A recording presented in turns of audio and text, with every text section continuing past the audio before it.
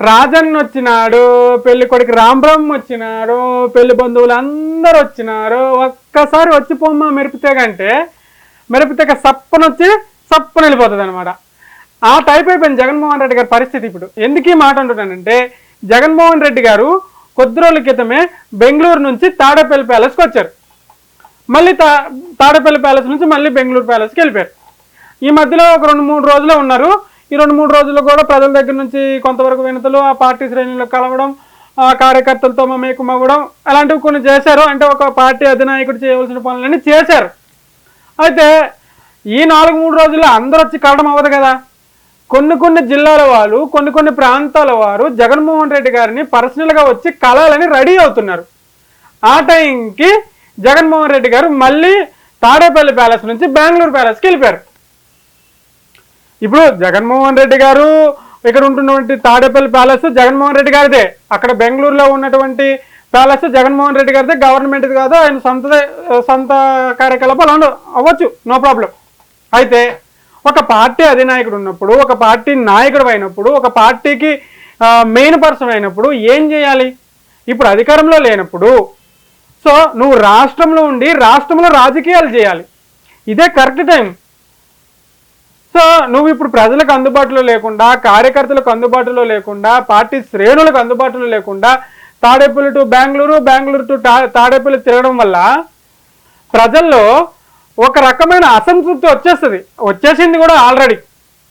ఇది పక్కన పెడితే ఏమైనా కారణాలు ఉండొచ్చు. ఇప్పుడు జగన్మోహన్ రెడ్డి గారు తాడేపల్లి నుంచి బెంగళూరుకి ఎందుకు పదే తిరుగుతున్నారనేది నాకు తెలియదు, కానీ కరెక్ట్గా వెళ్ళడం వెనక ఒక బలమైన కారణం ఉందని మాత్రం తెలిసింది. ఏం కారణమయ్యా అంటే, జగన్మోహన్ రెడ్డి గారికి ఉన్నటువంటి బిజినెస్లు, జగన్మోహన్ రెడ్డి గారు ఏవైతే నడిపిస్తున్నటువంటి బిజినెస్ సామ్రాజ్యం ఎక్కువ బెంగళూరు సైడే ఉంది. సో పెద్ద సిమెంట్ ఫ్యాక్టరీలు కావచ్చు, సంథింగ్ జగన్మోహన్ రెడ్డి గారికి ఉన్నటువంటి బిజినెస్లు అన్నీ 70 to 80% వరకు బెంగళూరు సైడే ఉన్నాయి. సో ఇప్పుడు ఎలాగా ఖాళీగా ఉన్నారు, కొంతవరకైనా జగన్మోహన్ రెడ్డి గారు ఖాళీగా ఉన్నారు కాబట్టి పూర్తిగా ఫోకస్ బిజినెస్ మీద పెట్టారని తెలుస్తుంది.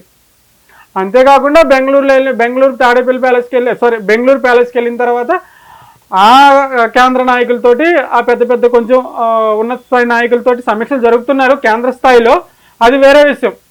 కానీ నా పాయింట్ ఏంటంటే, ఏదేమైనప్పటికీ కూడా రాష్ట్రంలో అసలే బలం తగ్గిపోయింది.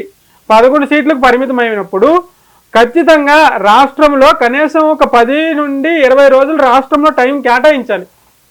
అప్పుడే కదా రాష్ట్రంలో ఉన్నటువంటి పూర్తి సమాచారం తెలుస్తుంది. అంటే ఇప్పుడు బెంగళూరులో ఉంటే సమాచారం తెలియదా? జగన్ కింద పనిచేసే టీం ఉంటుంది, అది ఖచ్చితంగా తెలుస్తుంది కదా. జగన్కి కింద పనిచేసే ఎమ్మెల్యేలు, ఎంపీలు కూడా ఉన్నారు, అది కూడా తెలుస్తుంది కదా. అంటే తెలియడం వేరు, సొంతంగా చూడడం వేరు. ఒక రాజకీయ నాయకుడు సొంతంగా చూస్తే కానీ దాని మీద ఒక పూర్తి ఫోకస్, దాని మీద ఒక పూర్తి అవగాహన రాదు. సో అందుకే నేను చెప్పొచ్చేది ఏంటంటే, జగన్మోహన్ రెడ్డి గారు మినిమం ఒక 15 నుంచి 20 రోజులు రాష్ట్రంలో గడిపితే కానీ రాష్ట్ర అవసరాలు, ఇప్పుడు ఉన్నటువంటి అధికారం పార్టీ ఏం చేస్తుంది, ప్రజలకు ఇచ్చే హామీలు ఏమవుతున్నాయి, ప్రజలు ఏం కోరుకుంటున్నారు అనే విషయం క్లియర్గా తెలుస్తుందని నా అభిప్రాయం. ఇది ఒక ఇన్ఫర్మేషన్ కిందే చేస్తున్నా. ఇదేదో మళ్ళీ వైసీపీ బ్యాచ్ తిట్టుకుంటాను, వైసీపీ బ్యాచ్ వీడేంది మళ్ళీ టీడీపీ తరఫున మాట్లాడుతున్నారని చెప్పేసి కొంతమంది వైసీపీ బ్యాచ్ యొక్క మనోభావాలు దెబ్బలు తగిలాయి అనుకో, అది మీ కర్మ. మీ దెబ్బలకి నేనైతే మందురాయను. నేను చెప్పొచ్చేది ఏంటంటే, ఇది ఒక సలహా. తీసుకుంటారా తీసుకోపోరా, అది మీ కర్మ అంతే. Thank you.